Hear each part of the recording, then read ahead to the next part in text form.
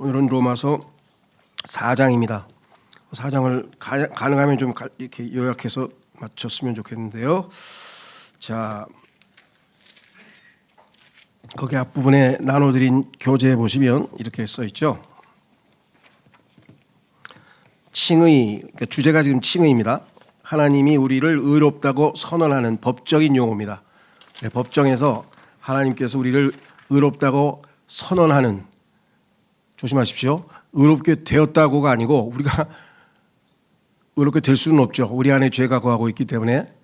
그러나 하나님께서 예수 그리스도 때문에 우리를 의롭다고 인정해 주시는 것, 선언해 주시는 것, 하나님의 의를 선포해 주시는 것이겠죠. 자, 그래서 그 정의, 칭의가 무엇인지에 대해서는 우리가 지난 시간에 21절, 3장 21절에서부터 31절까지 잘 배웠는데, 그렇죠? 또 평생에 그리스도인 생활하면서 얼마나 자주 들어왔던 말씀입니까? 자, 두 번째, 오늘은 예화라고 할 수 있죠. 예화. 그러니까 자, 특히 3장 21절서부터 31절까지는 교회 시대 예수 그리스도께서 오신 이후에, 즉 십자가 이후의 사람들에 대해서 어떻게 의롭다고 인정을 받을 것인가, 그 얘기를 했는데, 이제 그렇다면 예수님 오시기 전에 있었던 사람들, 즉 구약 사람들이겠죠. 구약 시대의 사람들은 어떻게 하나님 앞에 의롭다고 인정을 받을 것인가. 그렇죠. 그래서 두 인물을 내세웠죠. 아브라함은 아시다시피 율법이 세워지기 이전에 구약의 아브라함, 이스라엘의 조상이고, 그리고 다윗은 율법 이후의 사람입니다. 그래서 율법 이전과 율법 이후의 대표주자 두 사람을 내세웠는데, 정말 놀랍게도 예수 그리스도의 족보에 마태복음 1장에 나오는, 그렇죠, 아브라함의 아들, 그다음에 다윗의 아들이 아닙니까? 그러면은 마태복음 1장 1절에 나오는 그 두 약의 선도주자, 소위 말하면 가장 본받아야 되고 이스라엘 백성들이 아주 떠받드는 그러한 두 사람의 예를 들어서, 이 두 사람이 하나님 앞에 아무런 의로운 행위가 아니라, 선행이 아니라 오직 믿음으로만 의롭다고 인정받고 죄가 가리워졌다라고 한다면, 유대인들 중에서 그 누구가 이 사람들보다 더 뛰어날 사람이 있겠어요? 그러니까 당연히 유대인들도 모두가 다 오직 믿음으로 밖에는 하나님 앞에 의롭다고 인정받을 수밖에 없다라고 하는 예를 4장에서 들어주고 있는 장면입니다. 그러니까 어떻게 보면 상당히 의미 있죠. 교리적으로 보자면 3장 끝에서 5장으로 바로 넘어가도 됩니다. 그래서 5장 1절에 그러므로는 모든 사람이 믿음으로만 의롭게 된다고 우리가 결정을 내렸다.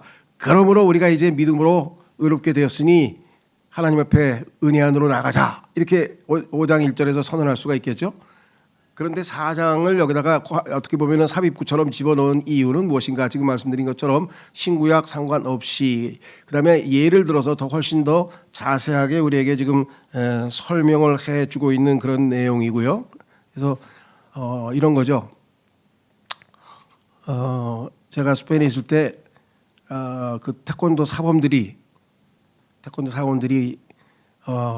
좀 스페인어가 좀 딸리죠. 네. 스페인어 표현이 아무래도 이렇게 전공을 한 사람들이 아니니까 딸리다 보니까 학생들이 와가지고 물어본대요.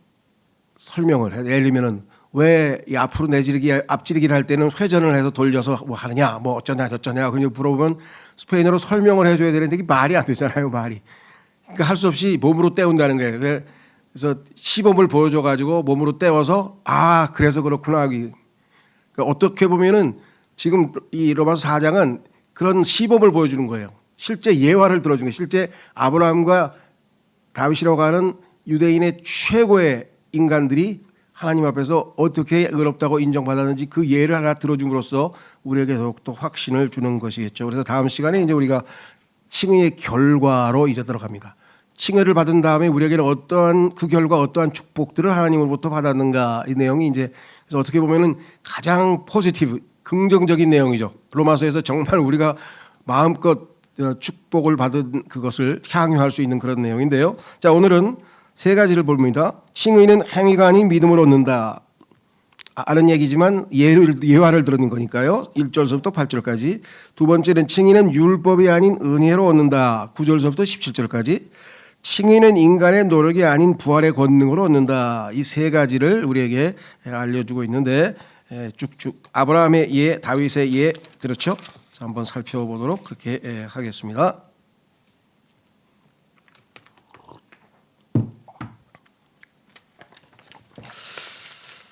자, 또 한 가지 짚고 넘어갈 것은 창세기 1장에서 우리가 잘 아는 것처럼 죄송합니다. 로마서 1장에서 바울은 인간의 죄에 대해서 얘기할 때 창세로부터 하나님의 창조의 신격이 나타났다 하면서 창세라고 하는 이야기를 함으로써 창세기 1장과 연관을 시켰죠. 그렇죠. 예. 뿐만 아니라 인류의 타락의 단계, 인간이 타락하는 단계를 단계별로 쭉 썼는데 거기에 보면은 한 단계 한 단계 내려와서 결국은 창세기 3장에서 이루어진 타락으로 인한 저주, 그다음에 창세기 4장에서 일어난 살인 사건, 그리고 궁극적으로는 소위 말하면 노아의 홍수, 그다음에 11장에서 일어난 그 소위 말하면 우상으로의 바꿈, 우상 숭배로 인해서 결국은 이스라엘 백성들이 어떻게 하나님으로부터 인류가 어떻게 하나님으로부터 멀어졌는가, 그것을 창세기에 나와 있는 그 내용과 더불어서 순서에 맞춰서 인류의 죄악을 설파를 했는데 3장에서는 그러면 3장에도 구약적 내용이 나오는가? 그렇습니다. 3장에 보면은 화해 헌물이라고 화해 제물이라고 번역된 그 단어가 원래 속죄소라고 하는, 우리 성경은 자비의 자리라고 했는데요.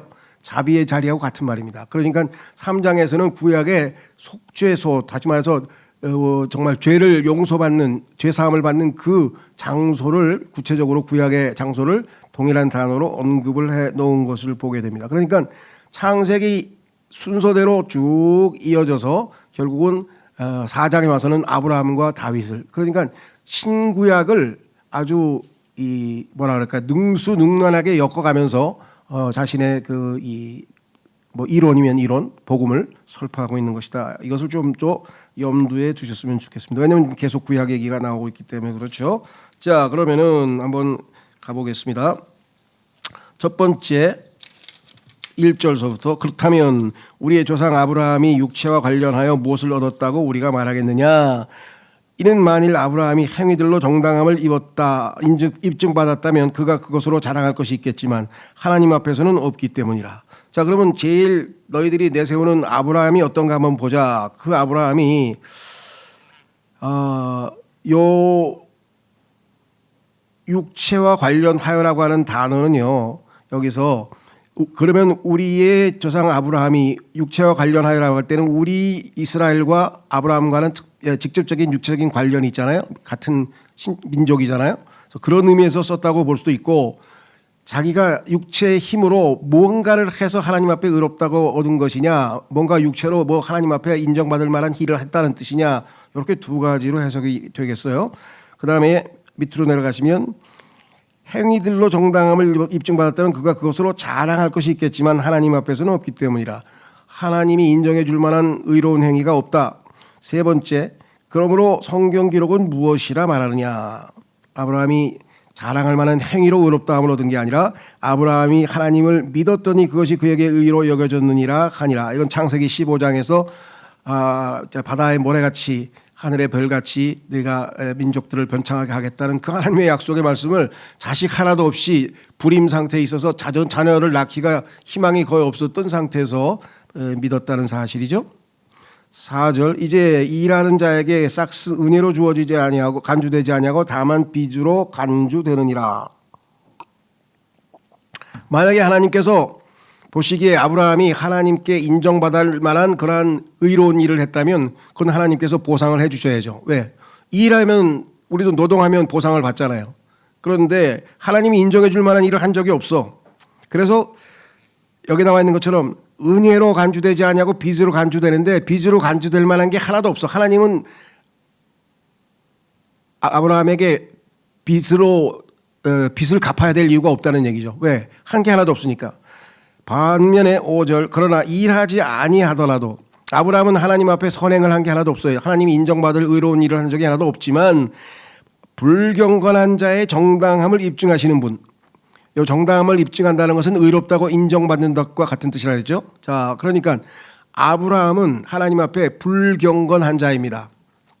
그런데도 하나님께서 의롭다고 인정을 해줬다? 의롭다고 선언해줬다? 분명히 경건하지 아니하고 의롭지 않은 사람을 하나님이 의롭다고 선포해줬어요. 왜? 여기 나왔죠. 믿었기 때문에. 분을 믿는 자는 그 믿음이 의로 여겨지느니라. 그 믿음을 하나님께서 의로 여겨주신다라고 성경에 얘기를 했죠. 이 여긴다고 하는 단어도 성경에서 믿음과 관련돼서 자주 등장하는 거죠. 간주된다, 여겨진다라고 하는 표현입니다. 자, 그래서 첫 번째 아브라함에 대해서는 우리가 예를 살펴봤고요. 두 번째는 다윗의 예를 듭니다.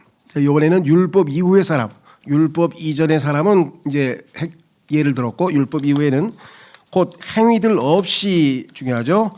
하나님께서 의를, 여기 나와 있는 전가하시는 사람의 복을 다윗 또한 묘사하는 것과 같으니, 다윗도 하나님의 의는 전가받은 것이지 이 쟁취한 게 아니라는 거죠.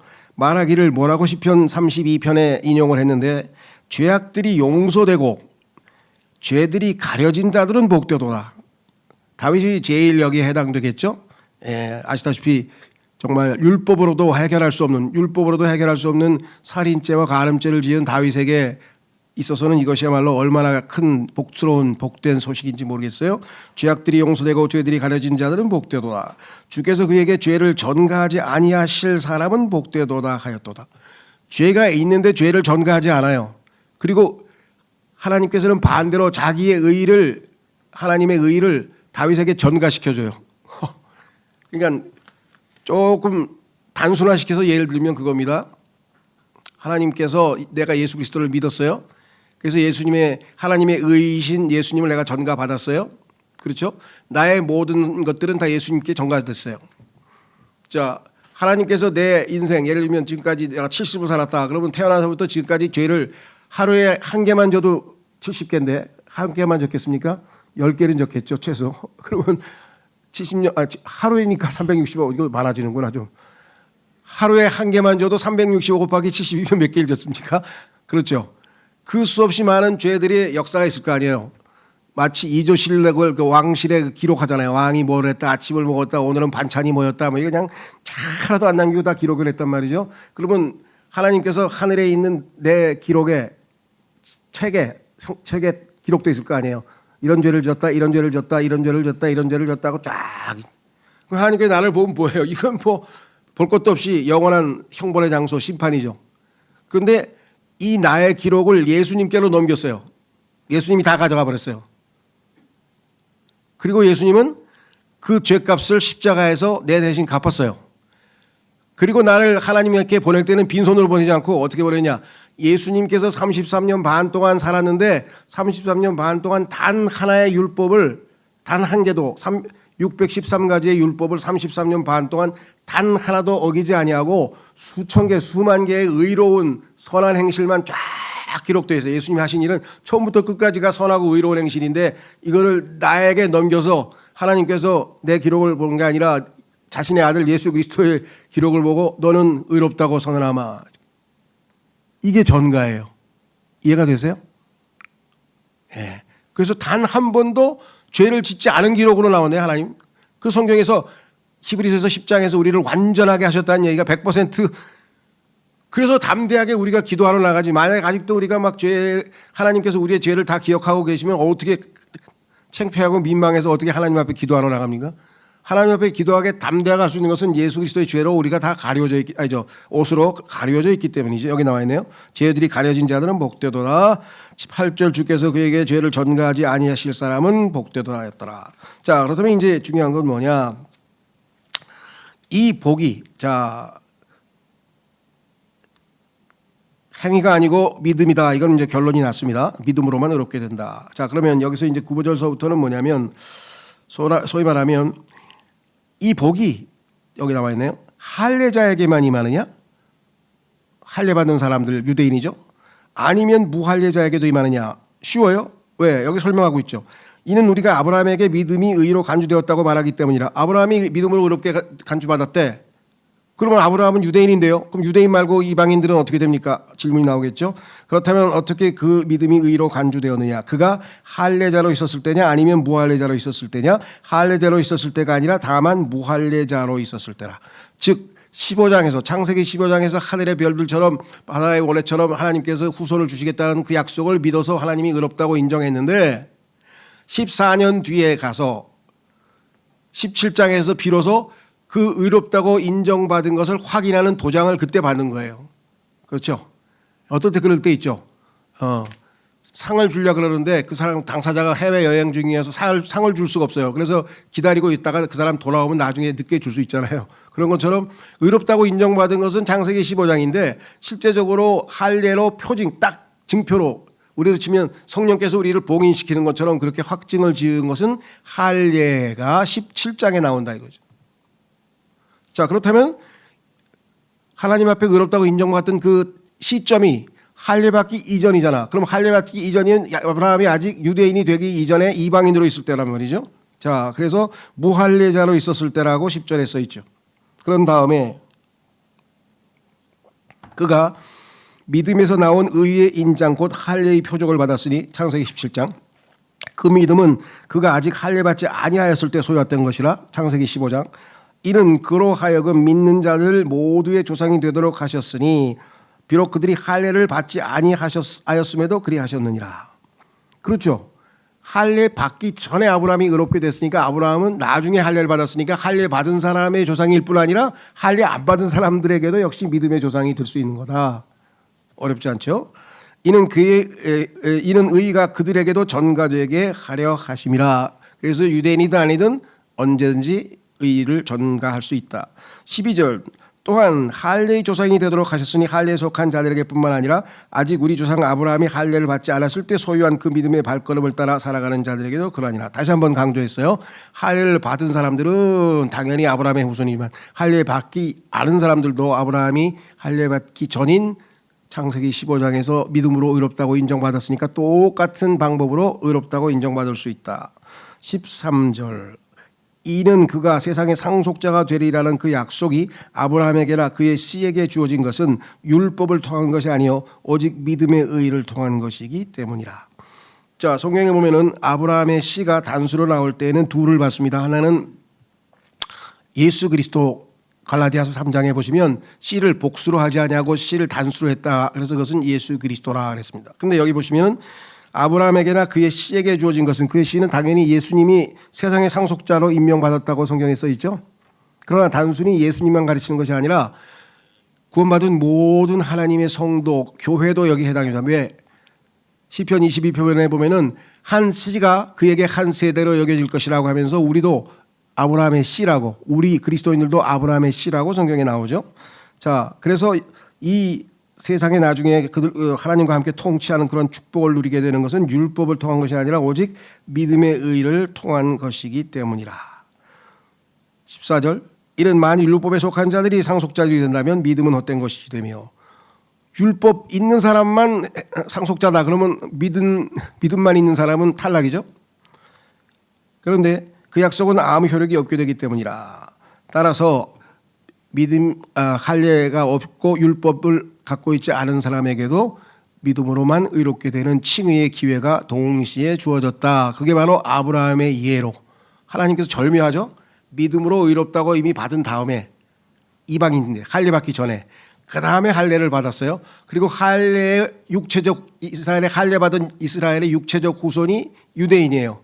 그러면 이쪽은 아브라함의 후손이 될 수 없는 거 되죠. 왜? 믿음으로 의롭다함을 얻은 그 점에 있어서는 할례 안 받은 사람들도 다 아브라함의 후손이 될 수 있는 기회가 이루어졌다 그랬습니다. 15절 이는 율법이 진노를 일으키기 때문이니 율법이 없는 곳에는 불법도 전혀 없기 때문이라 그랬습니다. 율법이 하는 일은 그 율법을 못 지키는 자들에게 진노를 임하게 해주는 것입니다. 그렇죠?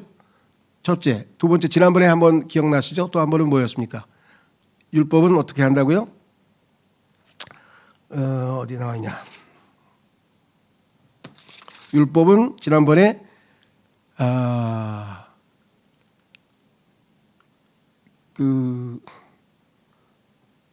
몽학 선생에게로 데려간다. 그러니까 어디 나와 있느냐?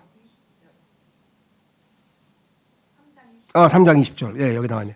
제가 찾았습니다. 3장 20절 이렇게 돼 있죠. 이는 율법으로는 죄를 알게 되기 때문이라 그랬죠. 율법을 못 지켰어요. 그래서 진노가 하나님 앞에 임했어요. 진노. 그러면 뭐예요? 아, 나 죄인이구나 라고 하는 것을 비로소 깨닫게 됐습니다. 그런데 31절 3장 31절에 뭐라고 되어 있냐면요. 그렇다면 우리가 믿음을 통하여 율법을 헛된 것으로 만드느냐? 아이고, 그러면 율법 아무짝에도 소용없네. 아니라는 거예요. 여기서 조심하셔야 돼요. 유대인들이 거기서 반발하는 거예요. 아, 그럼 율법 있으나 없으나 아무짝에도 소용없네. 그런데 아니고 하나님께서 금하시기를 바라노라. 진정 우리는 율법을 확고히 세우느니라. 왜 확고히 세웁니까? 율법의 목적이 뭐라 그랬어요? 자, 우리를 죄인이라고 하는 것을 깨닫게 해줘. 무엇을 통해서? 하나님의 여기 있잖아요. 진노. 그렇죠? 율법이 진노를 일으켜서 하지 말라 하지 말라 하라 하지 말라 하라 하지 말라 하는데 다 어겼어. 그러면 하나님이 진노하실 거 아니에요? 그 법을 주신 하나님이. 그래서 죄인임이 밝혀졌죠. 그래서 뭐예요? 율법을 지킬 수 없으니 너희는 율법 말고 딴 데로 가봐. 딴 데. 어디예요? 예수 그리스도께로. 그래서 예수 그리스도께로 보내줬단 말이에요. 그러니까 율법의 목적이 이루어졌잖아요. 결국은 그 덕분에 우리가 그렇게 됐으니까. 율법을 유용하게 쓰면 굉장히 소중한 거죠. 율법을 통해서 사도 바울도 뭐야? 자기가 죄인인 걸 알았다 그랬죠. 사도 바울은 10계명의 10개 중에서 9개를 앞에 있는 9개를 거의 완벽하게 지켰어요. 겉으로 보면 거의 완벽하게 다 지켰거든요. 근데 10번째 가니까 뭐예요? 탐심하지 말라고 율법이 말하지 아니하였다라면 내 속에 탐심이 있는 것을 몰랐을 것이고 자기가 죄인인 것을 몰랐을 텐데, 탐심하지 말라고 하는 율법이 딱 뜨니까 그동안에 자기가 탐심을 가졌던 있는 게 얼마나 많았겠어요. 그죠? 자기 집안에서 뭐 형이 밥을 많이 주고 자기는 엄마가 밥을 적게 줬다 그러면 시기심이 났을 거고, 하여간 뭐 온갖 종류의 탐욕이 있었을 거 아니에요. 그렇죠? 그래서 그 속에서 성령의 역사로 죄인인 걸 깨달았던 그 율법이 목적을 완수한 거죠. 그렇죠? 예, 율법을 확고히 세워주는 게 뭐냐? 바로 이 믿음으로 의롭게 되는 것이죠. 자, 다시 돌아옵니다. 16절. 그러므로 그 약속이 은혜로 인한 것이 되게 하시려고. 자, 율법이 아니라 은혜입니다. 율법과 은혜. 이건 아마 이제 복음을 아는 분들은 뭐 귀가 닳도록 들었을 테니까요. 좀 더 체계적으로 한번 공부해 보고 싶다 그런 분은요.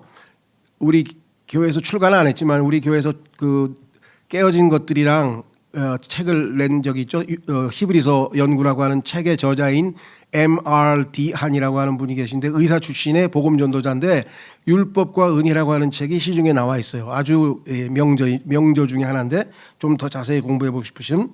자, 그래서 여기 나와 있어요. 16절. 그러면 그 약속이 은혜로 인한 것이 되게 하시려고 그 약속을 믿음에 속하게 하신 것이라. 그 취지는 그 시 전체에게 그 약속을 확실하게 하시려는 것이니 율법에 속한 자뿐만 아니라 아브라함의 믿음에 속한 자에게도 그러하니라. 아브라함은 우리 모두의 조상이니. 아브라함은 유대인의 조상만은 아니고 믿음에 관한 한, 그렇죠, 우리의 조상도 되고 유대인 조상이 되고.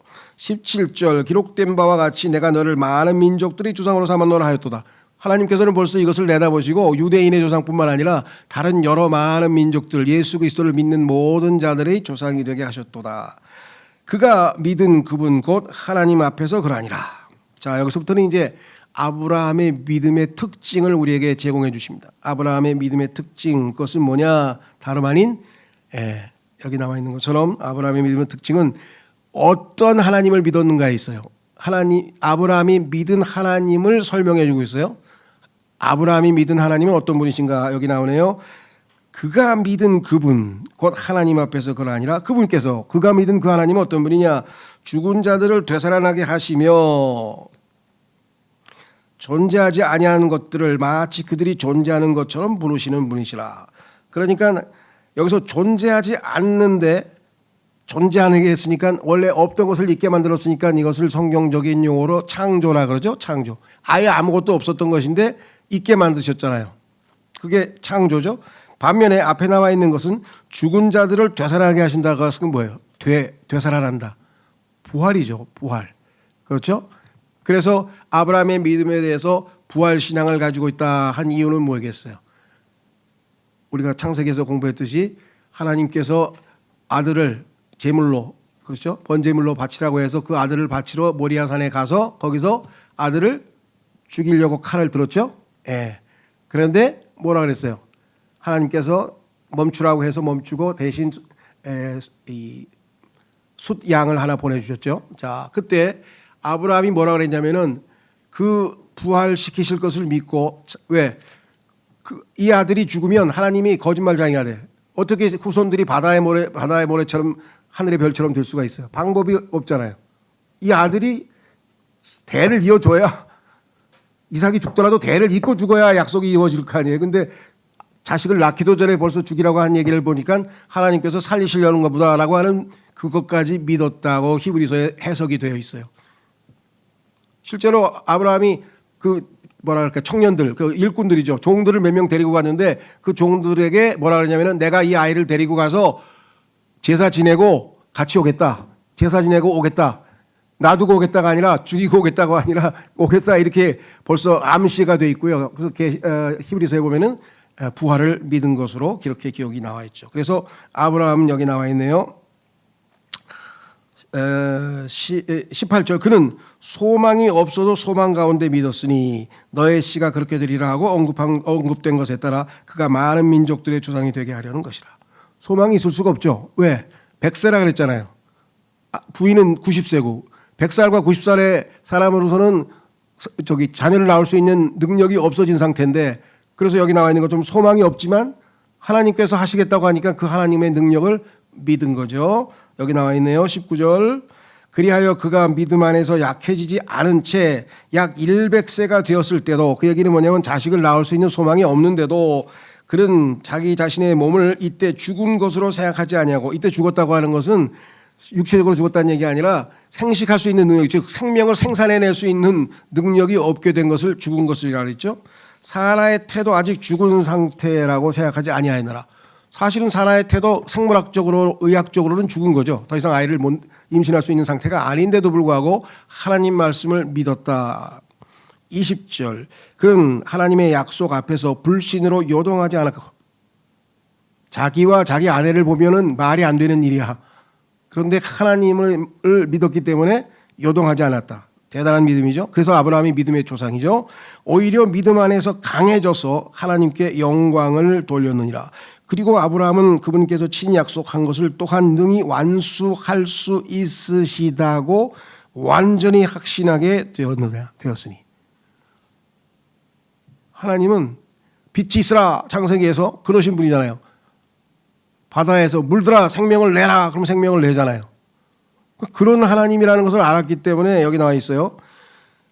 약속하신 것을 또한 능히 완수할 수 있다고 완전히 확신하게 되었으니 그러므로 그 믿음이 그에게 의로 전가되었느니라. 하나님께서 그 믿음을 의롭다고 인정하셨다고 앞에 한번 또 반복되어서 나왔었죠. 자, 그래서 우리는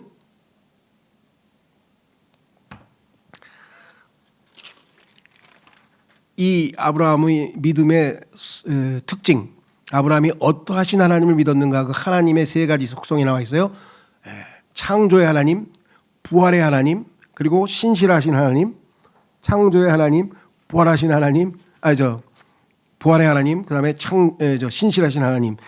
그러한 하나님이라고 하는 것을 믿었기 때문에 흔들리지 않은 믿음을 유지할 수가 있었다. 이 서점에 가면 책 제목이 하나가 있는데 재밌어요, 책이. 그게 뭔지 아세요? 당신이 믿는 하나님은 너무 작습니다. 책 제목이. 왜 하나님을 그렇게 작은 하나님을 믿습니까? 그게 대부분의 그리스도인들이 이 땅에서 괜히 겁먹으면서 불안해하면서 사는 이유가 뭐냐면 하나님을 너무 작은 하나님을 믿고 있다는 거예요. 크신 하나님을 믿어야 되는데, 그렇죠? 네. 제가 과거에 구원받고 얼마 되지도 않았어요. 1년도 한 몇 개월도 안 됐는데 이름은 잊어버렸네요. 오래돼서. 하여간 서울대학교 여자 교수인데 화학과, 생화학과, 생물화학과죠. 생화학과 교수였어요. 여자 교수가 와서 간증을 한 번 했어요. 대학생들, 믿는 그리스도인 대학생들 앞에서 간증을 했는데 그분이 그 이야기를 하더라고요. 우리의 믿음은 우리가 믿고 있는 하나님의 크기에 비례합니다. 그 사람이 큰 하나님을 믿으면 그 사람이 믿음이 큰 거고, 그렇죠? 그분이 믿고 있는 하나님이 작은 하나님이면은, 그러니까 하나님에 대해서 우리가 성경에 나와 있는 게 만약에 1000가지다. 그러면 한 7, 800가지를 알아 하나님에 대해서. 그러면 그 사람은 믿음이 안 흔들리겠지. 근데 하나님에 대해서 알고 있는 게 그냥 10가지 미만이야. 아는 게 별로 없어. 그럼 하나님에 대해서 아무것도 모르니까 불안할 거 아니에요. 이런 일까지 하실 수 있을까? 이런 일까지 하실 수 있을까? 이해가 되세요? 여기서 하나님 어떻게 그랬어요? 21절. 그리고 아브라함은 그에게 그분께서 친히 약속하신 것을 또한 능히, 여기 나와 있잖아요. 능력이 있다. 전능하다. 완수할 수 있다고 완전히 확신하게 되었으니. 22절. 그러므로 그 믿음이 그에게 의로 전가가 되었느니라. 참으로 멋진 말씀이죠. 23절. 이제 그 믿음이 그에게 의로 전가되었다는 점이 기록된 것은, 이걸 왜 기록해 놓으셨냐? 하나님께서 아브라함의 혼자만을 위해서가 아니라, 아브라함을 위해서만 기록한 게 아니라 그 믿음이 의로 전가될 우리를 위함이기도 하니. 우리가 누구예요? 예수님 믿은 사람들 써있죠. 만일 우리 주이신 예수님을 죽은 자들로부터 일으키신 분을 우리가 믿는다면 그리하리라. 자, 예수 그리스도께서 죽으시고 부활하신 것을 너희가 믿는다면 구원받는다고 로마서 10장에도 써있죠. 그렇죠? 부활은 이 세상에서 가장 센 자, 성경에 보니까 이 세상에서 가장 센 자가 죽음이라고 써 있어요. 죽음보다 더 센 자가 없어요. 이 세상에서는. 죽음 앞에는 항우장사도 없어. 그런데 그 죽음을 이기신 유일한 분이 예수 그리스도죠. 죽음을 이기신 분. 그럼 뭐 그분이 최고로 강하신 분이시죠. 그래서 예수님을 표현할 때 죽은 자들로부터 일으키신 분을 우리가 믿는다면 그리하리라. 그래서 부활 신앙이 결정적으로 우리 그리스도인의 신앙생활의 핵심입니다. 예수님이 우리를 위해서 죽으셨다 속죄 맞습니다. 그러나 더 중요한 것은 그 부활하신 예수님을, 죽으신 예수님만 믿는 게 아니잖아요. 그 부활하신 예수님을 내가 모셔드려서 그 부활하신 예수님이 내 안에 사시는 거잖아요. 그렇죠. 예, 그래서 이것을 부활신앙이고요. 사도행전에 가면은 사도들이 복음을 전할 때 부활을 선포하였더라, 부활을 선포하였더라, 부활을 선포하였더라. 그 내용이 반복해서 나와요. 여러분들이 거리에서 설교할 때도 부활에 대해서 강력하게 선포를 하셔야 돼요. 자, 그 다음에 25절. 이건 성경에서 굉장히 중요한 거.